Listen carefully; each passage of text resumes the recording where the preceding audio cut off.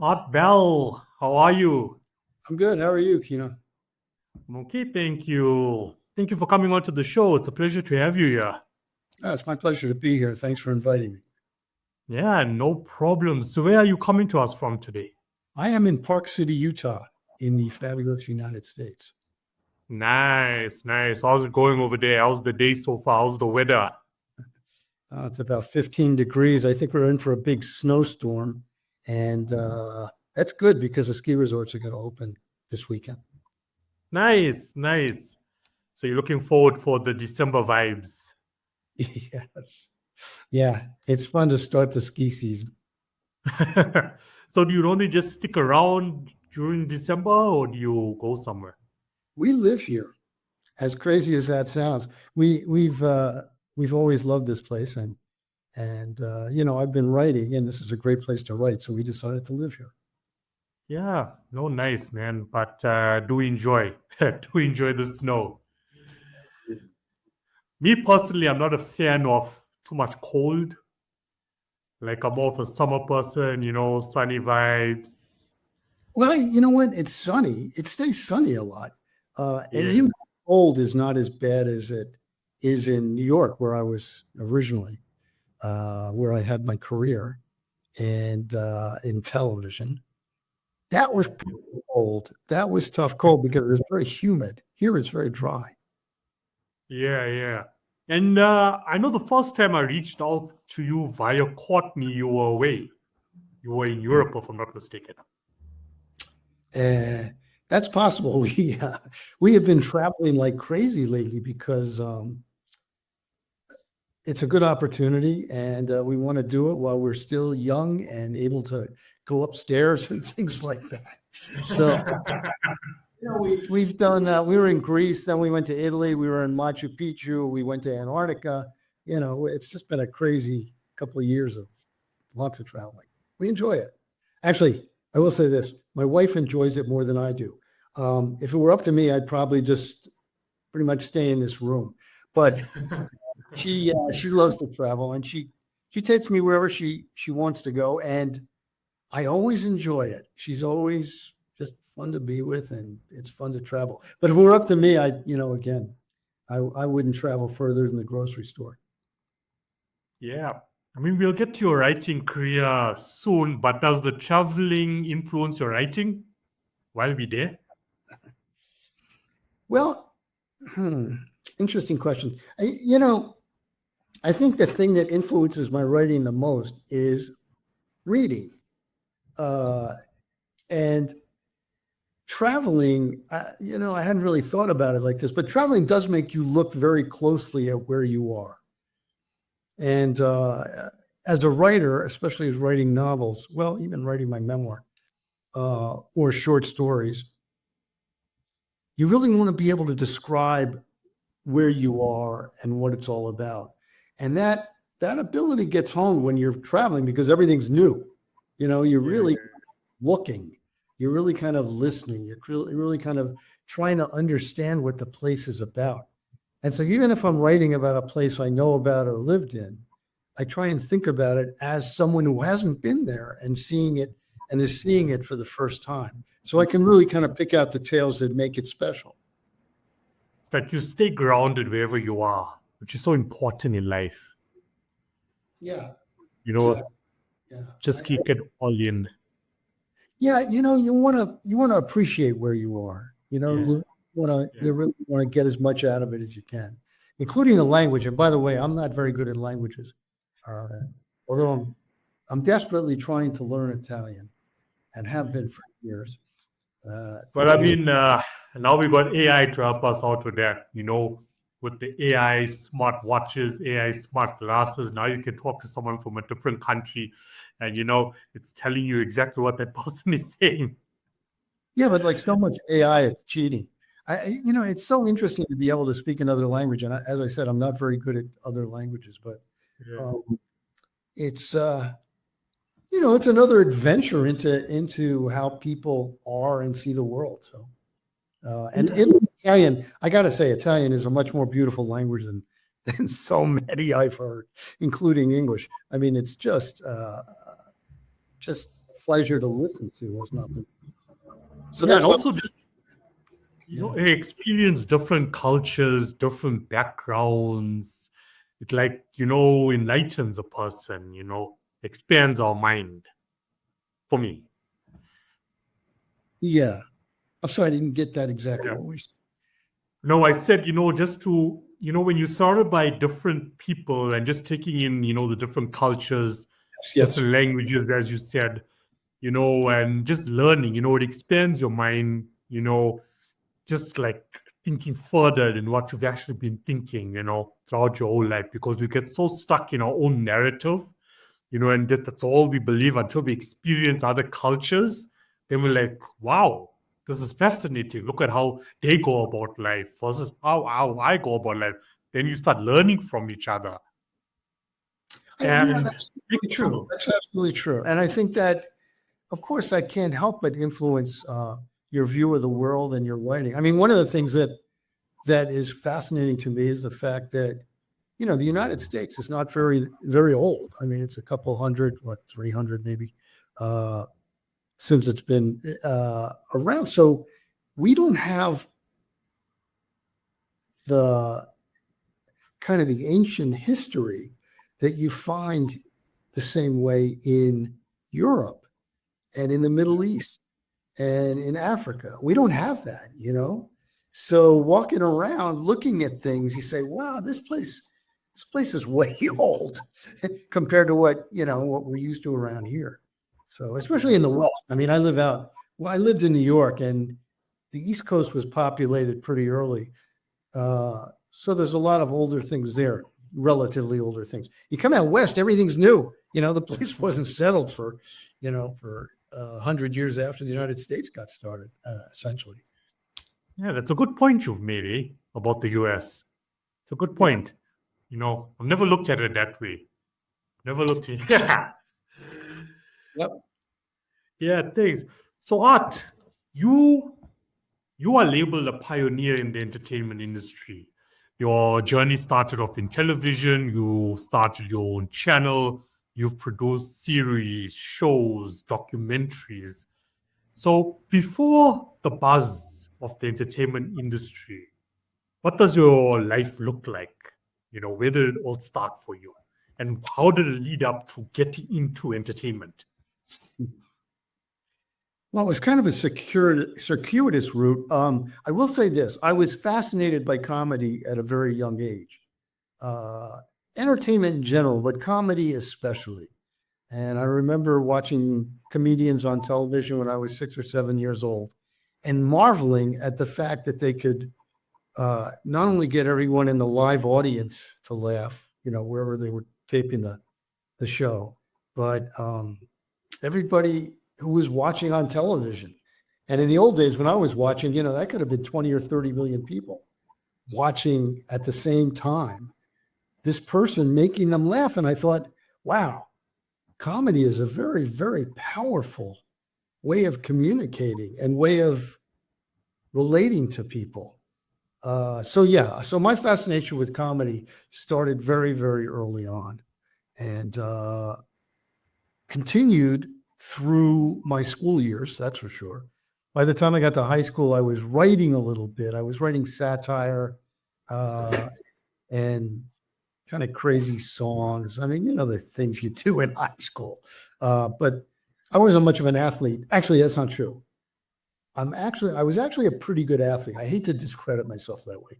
I was a pretty good athlete, but I was short. So I had a tough time getting on teams. So I got to play with all the basketball players and football players in pickup games, but I wasn't on teams. So I had to do other stuff. And one of the things I did was theater and writing and, stuff like that. So So did you ever do stand-up comedy, before you continue in I'm school? sorry. Stand-up comedy. Did you ever do stand-up I, comedy in school? I have to say, no, I did not really want to pursue stand-up comedy.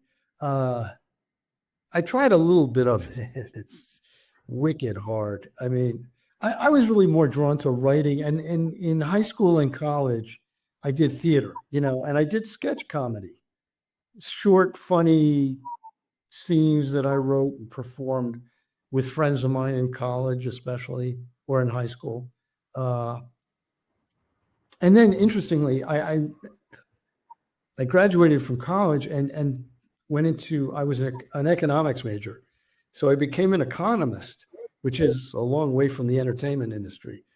But I liked economics. I was smart then, and I wanted to work with smart people. So I went to Washington as an economist, and I worked there for about 3 years and really enjoyed it.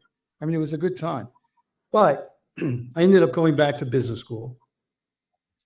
And while I was in business school, there was a group of people who had been in the entertainment industry who wanted to get into business.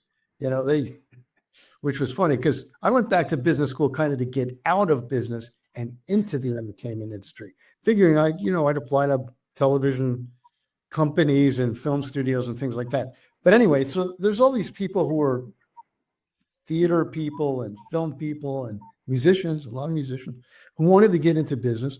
And every year they put on, this group of people, it was a rotating group, obviously, but they put on a show, a satire called The Follies.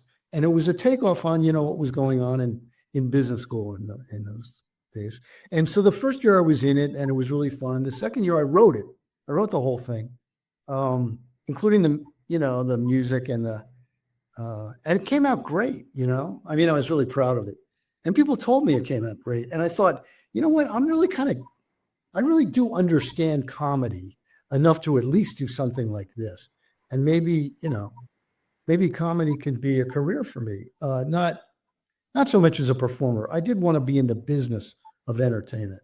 So I did work very hard to get a job in entertainment. I ended up at CBS Television, which is a network television. I guess you guys, your entire audience doesn't know everything I'm talking about in terms of the business of entertainment in the US, but it was one of 3 networks I went to, and it was in the days when the networks had the entire audience.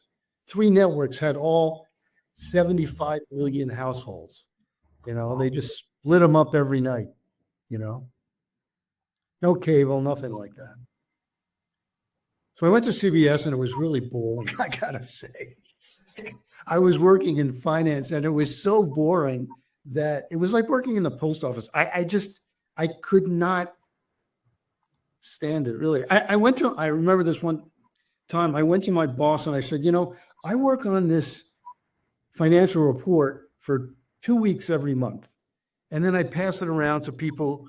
And I went around the other day as I'm passing it around. I said, do you ever use this report? And they say, no, we throw it in the garbage.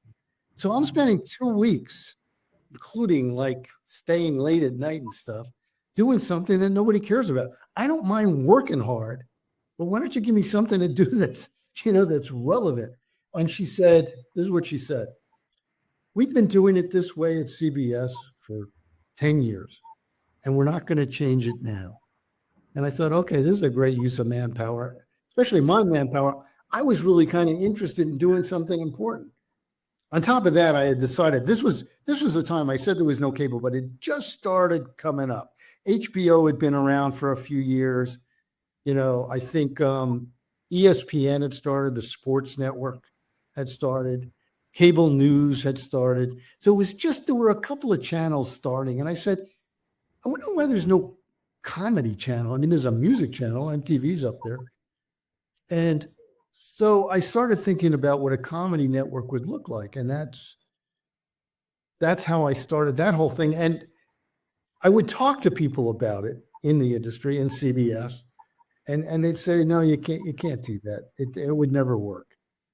So I just kind of tucked it in my back pocket and kept thinking about it. Now, luckily, I got out of CBS pretty quickly because my friend went to HBO. Now, HBO, home box office, you know what that is, home box office, Yeah, HBO. yeah. That was new at the time. And that was like Netflix is now, or Amazon, the streaming networks. That was like the coolest place you could work in the television industry. Everybody wanted to work there. So this friend of mine was over there and he called me up and he says, hey, you got to come work here, man, because these people are walking down the hall saying they are going to change television. And I said, yeah, that's kind of where I want to be, because around here, they're not changing anything. So I went to, I did get a job at HBO, and this is kind of an interesting note. I realized that in order to get a job where you wanted to work, you had to go in with whatever you were good at. Now, I was good at finance and economics and econometric forecasting models and, all kinds of junk that really was not directly related to the entertainment business, not, production or anything. But I had to get a job, and they had a job open for someone who knew a lot about that stuff. And so I presented myself and I got the job. And my job was to forecast how many HBO subscribers there were going to be in 10 years. Now, here's the thing about forecasting. You can't be wrong, but you can't be right. I mean, it's just like a sucker job, right? Yeah. Whatever you say, it's like, well, that wasn't really that close. But I said, okay, I'll take the job. And I did it. And the good news about it is I got noticed around the business. So I started talking up my idea for an all-comedy network. And I went to the head of programming at HBO and I said, hey, and by the way, for me to go to the head of HBO programming, who was like 17 levels above me, I was like at the bottom of it. I was like a punk kid. And she was like senior management, And on top of that, her name was Bridget. And she was supposed to be some kind of a programming genius. The thing they attribute to programmers, some kind of insight, ability to read the audience, ability to know what's going to work in television. And some people, people are able to do that. But anyway, so you attribute all this on top of the fact that she's much more senior to me. She's got an office that's as big as my apartment, at the time. And so anyway, she says, yeah, I'll see you. And so I go in there and I say, hey, Bridget, I got this idea. Because, HBO does a lot of comedy. We're known for comedy. Why don't we do an all comedy network? And she spent 15 minutes saying, Art, it cannot be done. It's completely impossible. And I'll give you 20 reasons why not. And she gave me 20 reasons why not. No stars would want to be on it. No big comedians. Their managers wouldn't let them on. Nobody wants to watch that much comedy. Nobody likes comedy. She just went on and on. She said, oh, and it's too expensive because, comedy is very writer intensive. So you have to hire a lot of writers to write comedy. We can't afford that. Okay. And we've got a reputation to protect, HBO's reputation. So I walked out of there and said, man, she basically threw me out of her office right after 15 minutes. I mean, she wasn't mean about it, but she basically said, never. And so I walked out and I thought, man, I still think she's wrong. So I kept working on it. And I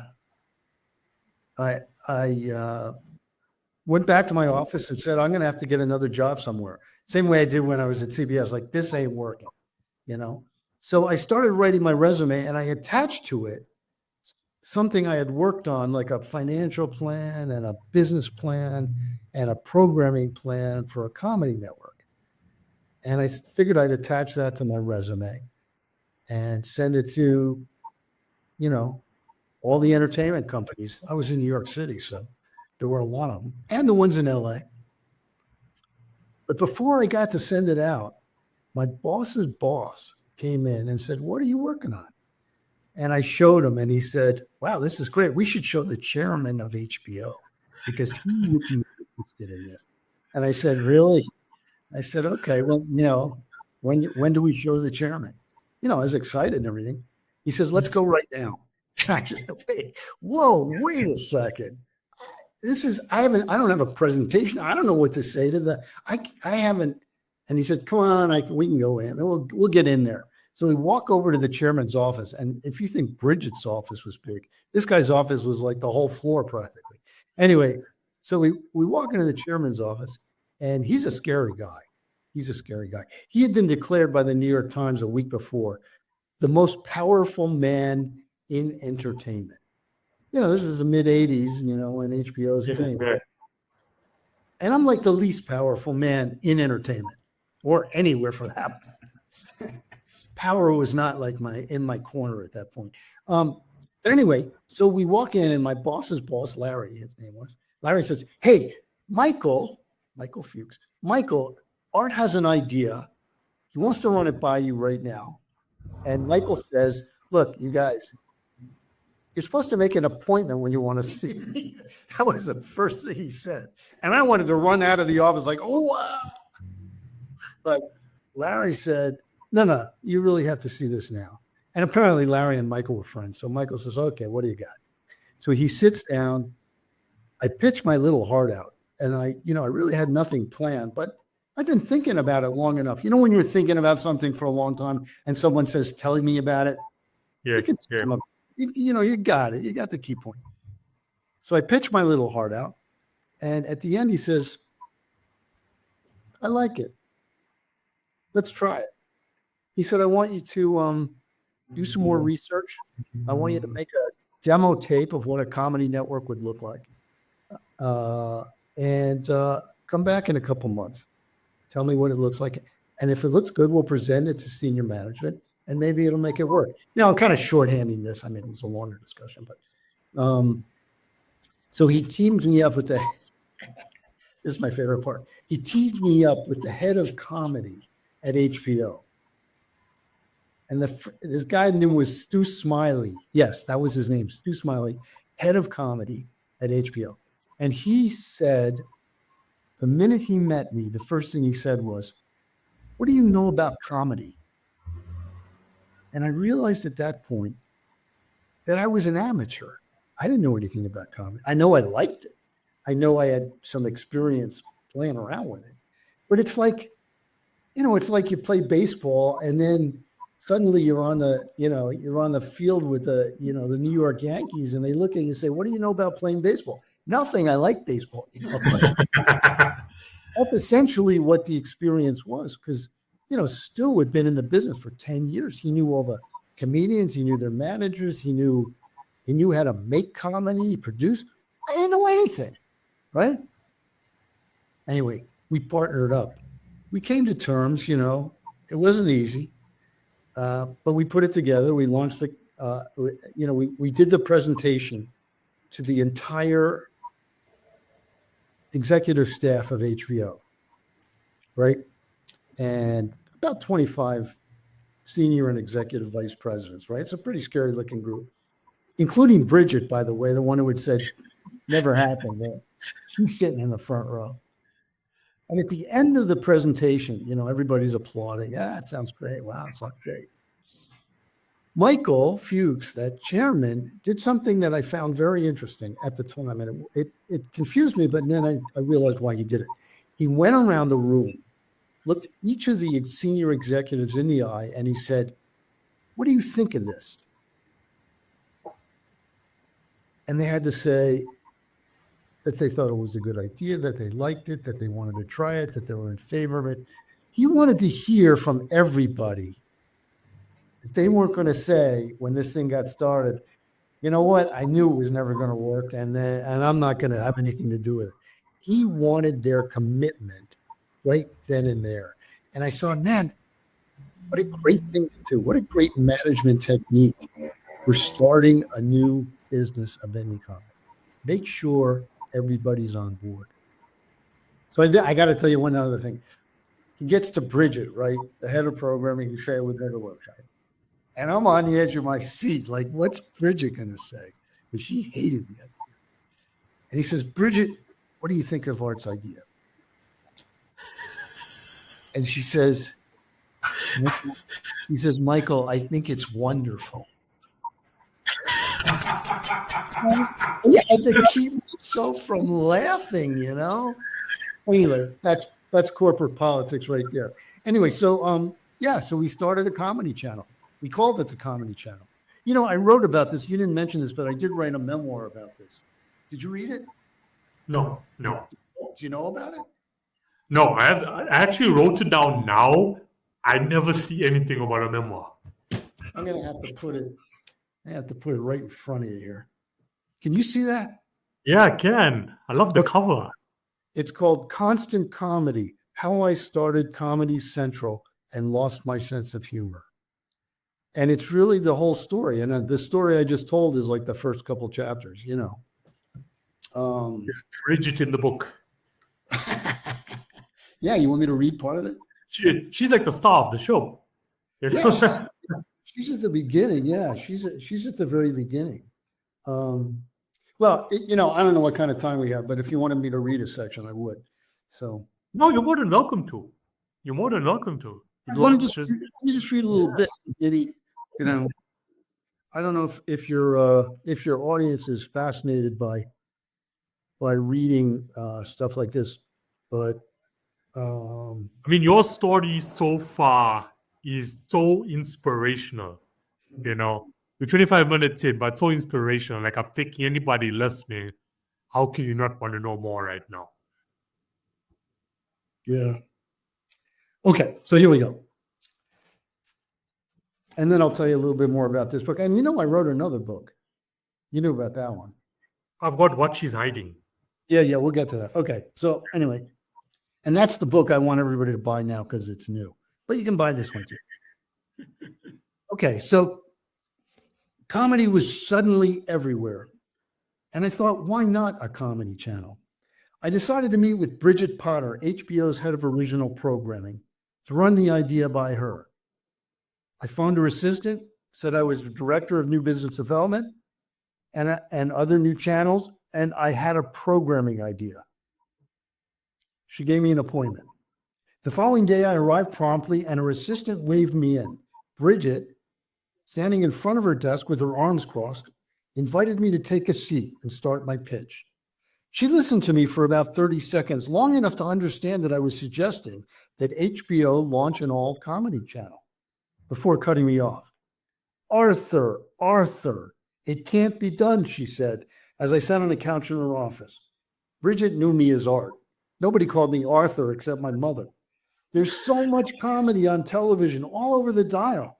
Why would anyone need a 24-hour-a-day comedy channel? She pranced around the office operatically, grandly waving her arms as if she were about to be hoisted aloft by an invisible wire before bursting into song. HBO became famous by putting great comedians on television uncensored. And when we put a comedian on HBO, she said, we made their career. Whoopi, she left out Goldberg, because who else would it be? Billy, Crystal, Robin, Williams. Bridget Potter had written to the top of the HBO programming team because she was opinionated and I assume some kind of genius. Blonde, British, bombastic, and wearing oversized glasses, Bridget lectured me enthusiastically. Her voice was loud and grating, and every now and then her long-buried London accent seemed through. There's too much comedy out there already, Arthur, she continued. She didn't so much win me over to her point of view as bludgeon me with repetition.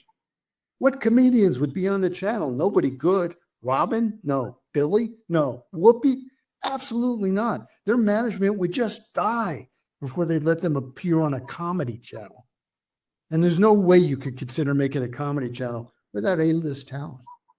Then, all of a sudden, Bridget became quiet, walked toward the couch. Softly, calmly, almost soothingly. She said, Arthur, you're not a programmer. You know nothing about comedy and very little about television. There are probably 24 channels out there already. Do you really think people want more? With that, she returned to her desk. She picked up her pink message slips and began to flip through them. Without looking up, she said, thanks for coming by, Arthur. Thank you, Bridget, I said and hurried out. Thanked her assistant. I walked to the elevator and thought about where things stood. It was 1987. I'd been at HBO for 3 years and I was 32 years old. It had been 5 years since I left business school and almost 6 years since this comedy channel idea began bouncing around in my brain. Bridget had left no doubt in my mind that she hated the idea. And if I couldn't convince Bridget Potter, any hope of getting HBO to start my comedy channel had just died in her office. But even as I returned to my desk, rattled and chastened, I knew she was wrong. Wow. Have you done an audiobook for this? Yeah. I read the audiobook. You know, I read you do know. I read the audiobook because it was written during COVID, so nobody, you know, it was hard to get that going. But I read it in a closet in my house. It came out really well. So I encourage people. I know a lot of people like audiobooks rather than reading, which breaks my heart a little bit, but I like audiobooks. So yeah, listen to the audiobook. I read it. It's fun. It's funny in a lot of places. And it's got crazy stories that are really Yeah. I'm also a physical book type of guy. I mean, the only thing audio that I do is music and podcasts, that's it. And I'm also not a fan of ebooks. Like, I love to have a physical book in my hand when I'm reading, for many reasons. For many reasons. analog guy in a digital world. I like that. Yeah. Okay, so fast forward, you get the approval for the channel, and what happens next? Well, we took some time. We get the channel started. We call it Comedy Channel, the Comedy Channel. Hey, because what else are you going to call a comedy channel? There's a music channel. It's music television. There's, ESPN, which is sports network, and cable news network. I mean, people were naming networks what they were. So we called it the Comedy Channel, launched it. It was, I'm not going to go through the entire book. Just getting it to launch was the craziest experience, and everything went wrong. Everything went wrong. But we finally get on the air, and on launch day, I was like scared to death. I was, because I had this whole thing on my shoulders. I had started it, and I wanted it to work so badly, but I knew it was going to be tough. Anyway, thing flopped immediately, just completely died, right? And the reviews were scathing because, if we were like a little startup somewhere, people wouldn't have paid that much attention. But this was HBO. Michael Fuchs, the most powerful man in television, was starting a comedy channel. And he had bragged that this was going to be the greatest channel ever, the funniest channel you ever saw. He had bragged about it. And I used to do this. Don't say that. Don't say that. Because he was raising expectations. But he did say that. So when the reviews came out, they were like, the channel's not funny. It's falling right on its face. We don't even understand what they're trying to do. And it was just a mess. In Variety, in the New York Times, in the Los Angeles Times, everywhere, torn to pieces. And I figured, this is not going well. But we hung in there. Every day I went to work for the first year thinking they were going to shut us down. And I kept going. I kept trying to rally everybody. And I, mostly because I felt responsible. Of course, I'd go home and, cry myself to sleep. But when I was at work, I had to be like optimistic. And I had to say, come on, no, we're going to make this work. Whatever's working, we're going to do more of. Whatever's not working, we're going to do less of or none at all. And early on, one of my hopes was that if we built a comedy channel, they would come. You know what I mean? Comedians, young comedians, people with great comedic ideas would find us. Because, hey, where else are they going to go? You can't walk into NBC and say, I got a great show idea. They throw you out. You know what I'm saying? So it's exactly what happened. And one of our first hit shows came in the mail, like 2 weeks after we started working on the channel. And I won't go into great detail on the show. It is a great show. And I don't know if your viewers have seen it, your audience has seen it, but it was called Mystery Science Theater 3000. And it had 3 puppets and a guy watching terrible movies and making stupid remarks, funny comments.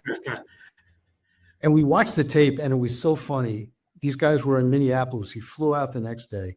We signed him up. And in the note,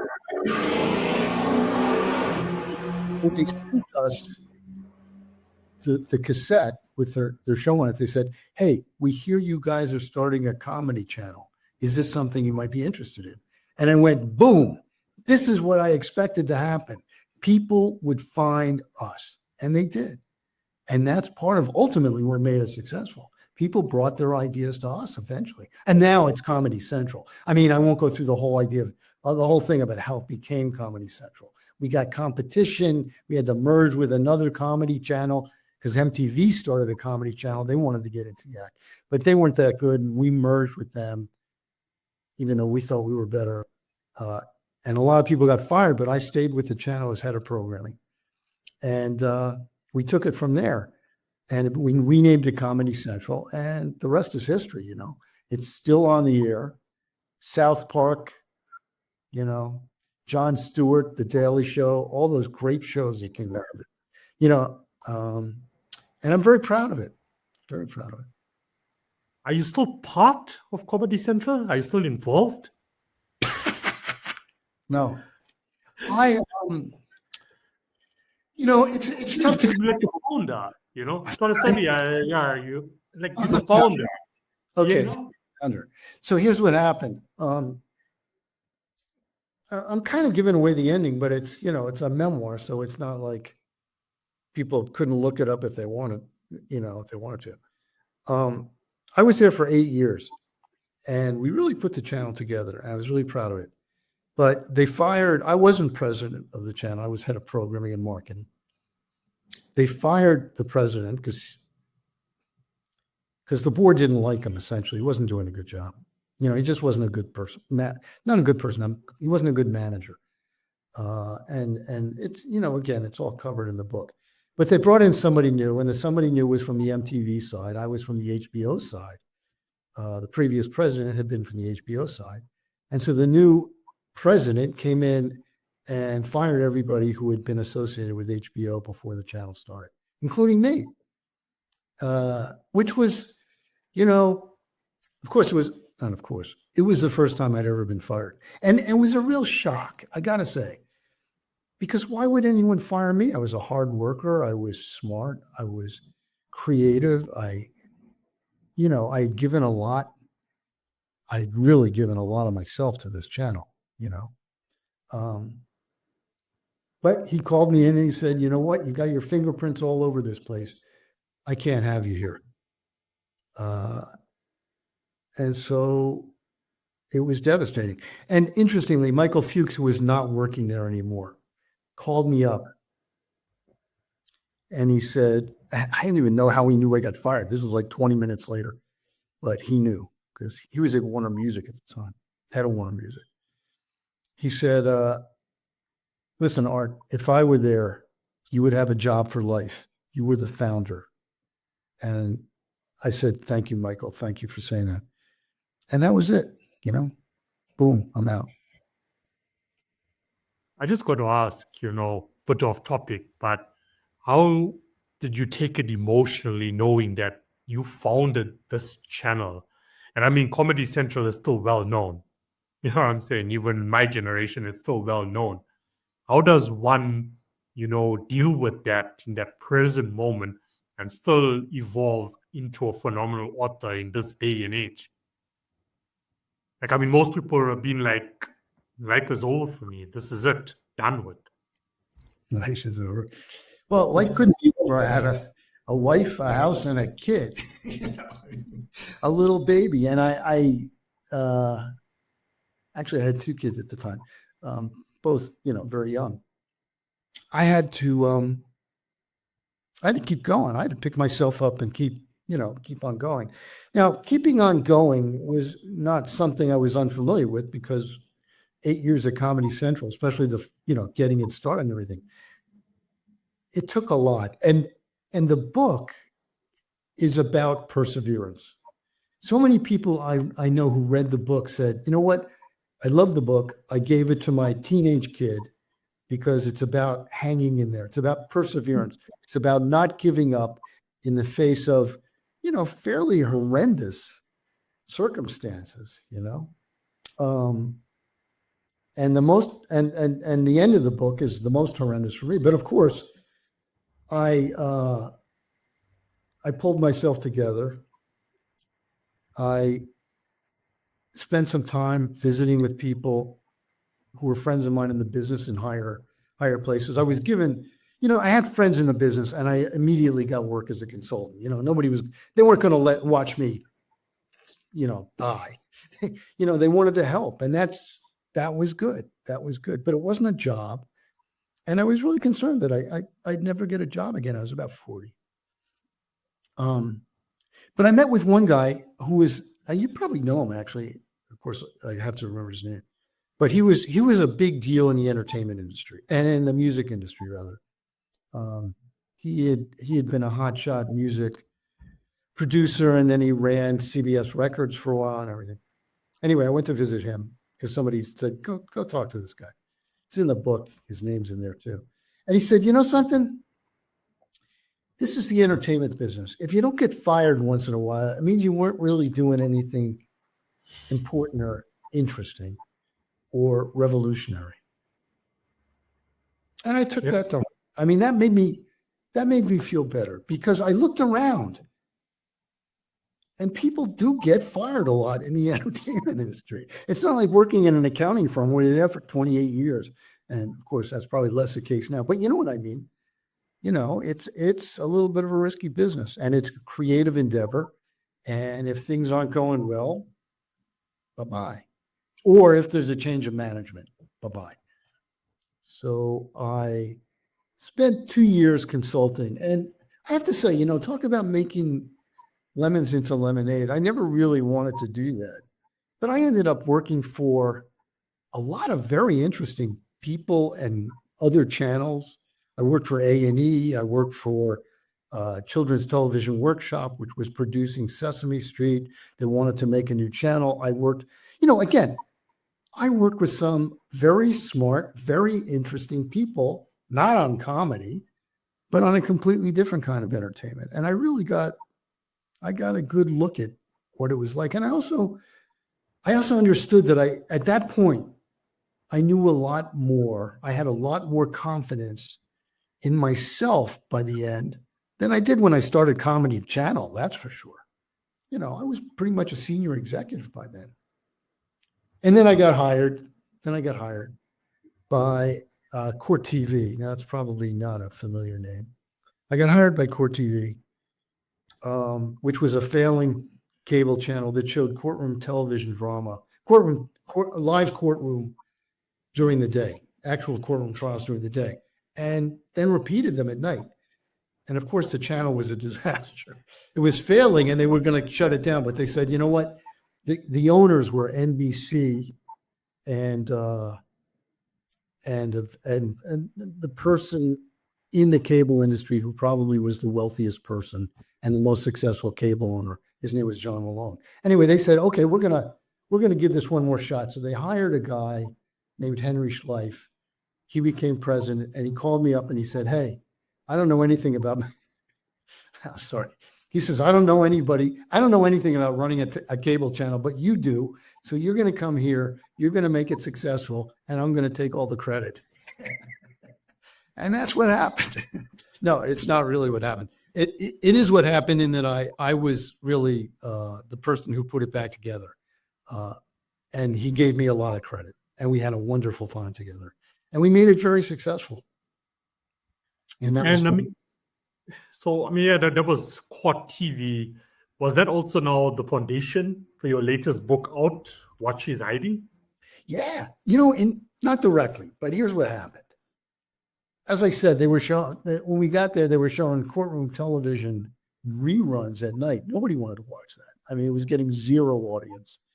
And so we put in a programming lineup that was really mysteries, you know. Forensic Files was a big hit for us. It was about how science solved crimes.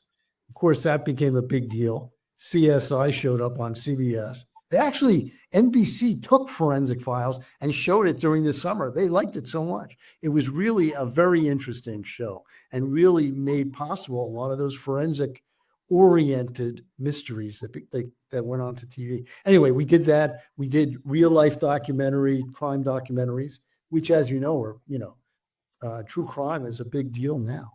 And what I learned working on crime, first of all, I loved it. I thought it was fascinating. And people said, hey, how can you go from comedy to crime? And I said, you know what? It's fascinating. It really is interesting stuff. And I'd always loved reading mysteries, and so it wasn't that big of a stretch for me. But what I learned working at Court TV, what I learned was from the documentary filmmakers who had to tell true stories with bits and pieces of interviews and people and what happened, but they had to make it interesting. They had to make it dramatic. They had to have a beginning, middle, and end. They had to create characters out of people who are real people. I mean, people who are real people, sometimes they get lucky in their characters, but sometimes they're just people. But you got to make them interesting. How do you make them interesting? And I learned so much watching that documentary film production. I worked with some of the great documentary film producers, I have to say. I was really lucky to do that. And then we made a couple of movies. We made some series. I mean, we had lots of fun. But I will tell you one thing that I tried to do, because I loved mystery books, I loved, and I especially loved noir. I loved Raymond Chandler. I loved Dash Hammett, James M. Cain. I loved those old, noir mysteries, and I read them all, or not really, probably, but I thought I did. Anyway, so I tried to start. I tried to start a television show that would be about the great mystery writers, and it would be. It would actually, work on some of their works, but I did it because I wanted to meet the mystery writers who were working to then. Michael Connelly, I invited him, who, is a great mystery writer, bestseller. He's written about 27 books now, wrote the Harry Bosch, series. Who else did I invite? Jonathan Kellerman. I just invited all the authors I liked to come to dinner and talk about this. And they came. And it was like such a thrill. And I said, yeah, we're going to do a TV show. And they're like, really? And then we never did it because it wasn't going to work. Anyway, that was one of the fun things about working at Court TV. You got to make shows you wanted to make. Yeah. I'm a fan of James Patterson. That's more like... That's interesting. We could talk about James Patterson for about 40 minutes, but we won't. You're a fan, less of a fan. He doesn't write his own books, and that's kind of cheap. I write my own books. I just want to say. That's why he has so many books that are out, and every time you think you're getting to the end, a new book drops because he's not writing it himself. Sorry, the show has no filter, That's the truth. We speak the truth. Well,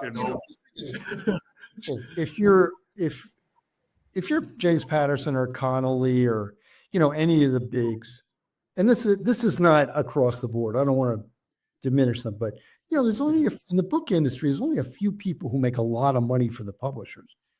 So these guys become businesses, and so then they hire a big research staff. You can start there, and then you can get people to help you write it. And then you can get people to write it. I mean, so it just goes from there. So anyway, I wrote my own book, and that's how I ended up writing my novel. I wrote a novel. I wrote the memoir 5 years ago. I wrote the novel a couple of years ago, and it's just out this year. It's new this year, and I'm very proud of it. And a lot of people said to me, including writers. A lot of writers, and one very famous writer said to me at one point, how do you go from writing a memoir to writing a novel? That's kind of a big switch, because a lot of memoirists write nonfiction for their whole lives. And a lot of novelists just, they just stick to novels. And I said, you know what? It wasn't that hard because the novel is told from first person. So I kind of got to the point where I was telling this guy's story as if it were a memoir. So it wasn't that hard of a switch for me. Anyway, you mentioned the name of the book, but I'll mention it again. It's called What She's Hiding. I love the font and the color. Yeah, isn't it great? Yeah, that's dope. Any aspiring, I will tell you this, any aspiring authors out there, two things that are important that I didn't even know about until I really was told by my publisher as he smacked me around. They changed the original name of my book, which was a terrible name. And he says it's important. And then he said, and the cover is important. Very, very important. Don't cheap out on the cover. They were paying for it. It wasn't a matter of that, but they said you have to have a spectacular cover if you want to sell books. Anyway, I think we have a spectacular cover, and you have a good book. It's right. Yeah, did you Like as read a it? reader myself, I mean, that's right. I mean, if I look at a book and I see the cover, I'm like, wow. Then I pick it up, then I turn it over, I read what the story is about, and it sinks, and that's it, purchased. you know? Well, and you also there's the other thing you read, and that's the reviews. You know, the critical reviews on Yeah, the cover. And I was very lucky to get good reviews in advance of the book. We sent it out to a bunch of authors thinking maybe, maybe not, right? And they got back to us and said, hey, we really like this book. We want to do a blurb. So on the back of the book, you know, I got like all these blurbs, people saying how much they enjoyed the book, famous people. And I'm very proud of that. I'm very proud of that. You know, it's an adventure writing a novel. And part of the adventure is getting to talk to people like you about it. And part of the adventure is getting people to read it and liking it and getting good reviews. So you didn't read it yet, though, yeah? yeah. No. So can you give without giving too much away, you know, I already know what the book is about. Just a brief summary of what people, readers, listeners can expect from the book. Okay. I'm going to give you the precipitating incident. A lawyer, regular guy working in a Manhattan firm. He's divorced. His ex-wife shows up one day. He hasn't seen her in a couple of years. Still loves her, and she says, Henry, if I don't get a lot of money very fast, they said they're going to kill me. And he looks at her like, what are you, crazy? You think I believe you? That's the craziest thing I ever heard. Get out of here. And so as she's leaving his office, she says, and they're going to kill you too. Of course, he doesn't believe her because she always lied to him. And, you know, she was that kind of person. Beautiful, but that kind of person. And that night he goes home and his apartment's been ransacked. Somebody's been looking for something. He doesn't know what it's all about. And then he gets a nasty phone call from a Russian mobster. And now he's scared. And he goes to look for this woman and she's gone. Can't find her. And that's where it goes. He's got to find her. He's got to figure out who's after them, why, what they're looking for, save his life, save the life maybe of his ex-wife, and face danger, face mortal danger for the first time in his life.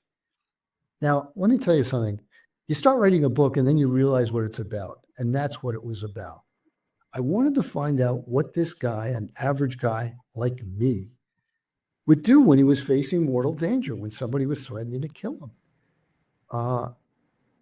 And I realized that I had been thinking about this for a long time. I read an essay when I was younger by a guy named Harry Cruz called The Violence That Finds You. And it was about he was a writer, and he walked into a bar in Wyoming one night just to have a drink, not looking for any trouble. And some guy wanted to fight him. And he said, no, I don't fight. That's not my thing. The guy wanted to fight, and he was going to fight. And Harry Cruz had to fight the guy. And that's what he wrote the essay about. Sometimes all of us, each of us, hopefully never, but sometimes you get into a violent situation you just can't walk away from. And that's what this book was about in its essence. So the good news is it's noirish, it's twisty, it's got a lot of surprises, and it's got a lot of comment. It's got a lot of humor in it. It's not a funny book, but people said that a lot of it made them laugh out loud because the hero had to keep his sense of humor, and he did. And he did. So I'm very proud of it. Very proud of it. Yeah, I mean, you should. Art, I got to be honest with you.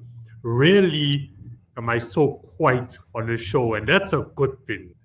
because just sitting here and listening to you, I'm thinking you must really do well at book tours. Like you know how to keep people engaged, you know, about your life, your story, your books, just all of it. Like, wow, Well, you thank you know. for saying that. I will say this. I love talking about writing. I love talking about my books. I certainly like talk. Everybody likes talking about themselves, and I've had an interesting career, so that's fun. But more than anything else, I'm retired from corporate. I had a terrific career, and I just started writing after I stopped doing corporate. And more than anything, this isn't about money for me anymore. It's about getting people to read my books and appreciate them and talk to me about them. I'll say this to your audience to the extent that, you want something really fun to read. It's really fun to read. And then you can write me, and tell me what you think or leave an Amazon review or whatever you want to tell me what you think of the book. I mean, that's when things get interesting. And I am an author who's happy to chat. I love doing book clubs. Now, you guys do you have an international audience? I don't know. Yeah. Yeah. So I So have most of done, my audience is in the US. oh, no kidding. Okay. The digital era that we live in. Here's the thing. I want you to go out there, and if you do buy my book, and if you're in a book club and you want me to show up at your book club and talk to you about how I wrote the book and about the characters and why I wrote the book. I love doing book clubs, and book clubs have so much fun when I talk because as Kino pointed out, I'm a good time. I like to talk about it. I like to talk about the process and everything. And I'm a new writer, I'm a new writer. So Yeah. I got lots to say. Have you So- ever considered starting your own podcast? Because you do well. My own podcast. Well, interesting. Yeah. I did a podcast, a limited podcast with somebody else from Comedy Central called Comedy Central Podcast. Did 15 episodes, and we did a limited series because we wanted to talk to people who we started with at Comedy Channel, who went on to great careers, being really famous in the business. I mean, one woman became the head of Paramount. She was like a kid then. She became the head of Paramount Pictures, and we got her on that. Oh. I know. And we got her on the podcast. Not got her. She was happy to come. As an example, she talked about, oh man, my first day on the job, I didn't know what I was doing. They told me to make the show. I had no idea what I was doing. And then she told me about what she thought of me and what she thought of Vinny, my partner, and what she thought of the whole thing and where everybody went. It's really worth a listen. It's called Comedy Central, the podcast with Art Bell and Vinny Favali. That's my partner who did the podcast. And as I said, it's 15 episodes. We've got the producer of Bill Maher's show, who was there on day one at Comedy Central, at Comedy Channel, talking about how it all started and everything. Now, a lot of this is in my book, but their perspective, I heard things from these people I had no idea about. No idea. So it was fun. Yeah. But I you know what? I like being on podcasts. I'm not sure. I admire you because you can keep going day after day. I don't know. I don't know if I could do that, but It good does for you. get tiring. I would like to you. It does get tiring when you act it, 5, sometimes 6 times a week, over the weekend. It does. But, you have to be enjoying it like anything in life, right? Like, I mean, you write. You wouldn't be writing phenomenal books if you didn't enjoy it, if you didn't love it. So you can't put it all on you. And then for me, it's just about, okay, let me keep a balance. I've got 24 hours, let me keep a balance, especially being ahead in time, in South Africa. So, and most of the guests, a good 98% of the guests are either from the US or Canada. So you must, I'm always going to be ahead. So the podcast is always going to be in the evening for me. So sort of like I have to time manage myself throughout the day, not use up too much energy. Not every day is the same, but you finally find a groove, and you get going. But I'm proud of the growth, given where I started off with the show, when it was only me and a mic for 3 years straight, week after week. So, I just reflect on that, I be present, and I just do the best I can. And it's such a pleasure just to meet, phenomenal creators like yourself and hear your stories, which blows me away. Like I won't lie to you, over the last 59 minutes, we're approaching an hour. I'm blown by your story. And as I said before, it's inspirational. Like, wow, you know? I hope it's inspirational and good for you. Yeah, it is. You're so humble as well, in explaining, I mean, when I asked you the question about, what does your day one look like, leading up to starting your own channel, I was not expecting this. I did not even know there was a book. This is just me getting to know you better, and for you to build an intimate relationship with the audience. That's the era we live in now. Not about just coming onto a show or an interview, whether it be on a podcast or traditional radio, and be like, hey guys, here's my book. People want to get to know who the author is now. And that's what I've built, with this show. So I never expect that. And I'm just like, I'm just going to sit and listen, like, wow. Well, Just I wow. enjoyed it. I enjoyed it too. Um, Yeah. and I will pitch my books one more time. I really think if anybody in your audience is interested in any of this And your stuff, book is available in Kindle as well. it's available, right? It's available as a hardcover. It's available in Kindle, and the paperback will be coming out in March. So, but I urge you to get really kind of look into these things and see if you want to read them. I wrote the comedy book because so many people thought, especially young people, think Comedy Central has been there forever. It didn't get started. It was just been there, And I wrote the novel for similar reasons. I wanted people to understand what it was like to face danger. And it takes place in New York City. And I wanted them to love New York City the way I did. So New York City becomes a character. Really, if anybody reads the book in your audience, and I'm talking to you people now, get in touch with me. Tell me what you think. Tell me what you liked about it. Tell me you didn't like it. I really like to hear from readers. Yeah. You're more than welcome to show the books again. Oh, yes. Okay. So What She's Hiding. It's new. It's just out. Great reviews. And you can look at Amazon and Goodreads. It's got great reviews there. And I'd really like you to read it. I really think it's fun. So check it out. And I want to read it. Just check it out. And then the other one is, this was my memoir, Constant Comedy. This actually was a finalist in for a couple of awards. Constant Comedy, How I Started Comedy Central and Lost My Sense of Humor. And again, good reviews on Amazon, good reviews in the press. And I got to talk to a lot of people about it because it's really about perseverance. It's about perseverance in business. And people wanted to hear about that. So always ready to talk to you or anybody you want about the books. Kino. Nice. And Art, where can listeners find you online? Where are you hanging around? You have a website, artbellwriter.com. And I do have, I am on Instagram, Artbell Author, and Facebook, Artbell Author. LinkedIn, for those of you who love that kind of thing, with my business bona fides. But you can find me on LinkedIn as well. And get in touch with me. Look me up. Find out what I'm all about. Art, thank you so much. This was really great. Thank you for having me. Like I can go into tomorrow just feeling so, motivated that no matter what can hit me in life or no matter what setbacks I could ever have, and this is for the listeners as well, anything is possible. You can turn a disaster into a blessing.